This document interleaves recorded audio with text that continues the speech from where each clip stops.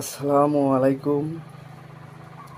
আমি সিরাজগঞ্জ উল্লাপাড়া থেকে বলছি।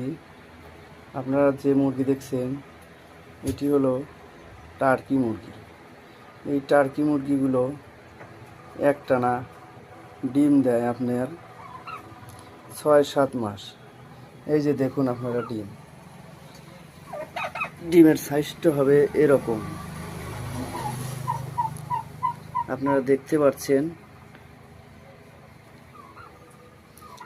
ডিম, এই টার্কির ডিম দেশি মুরগি দিয়ে বাচ্চা উঠানো যায়, কোনো সমস্যা নেই। 27-28 দিনে এই টার্কির ডিম মুরগি দিয়ে বাচ্চা ফুটানো সম্ভব।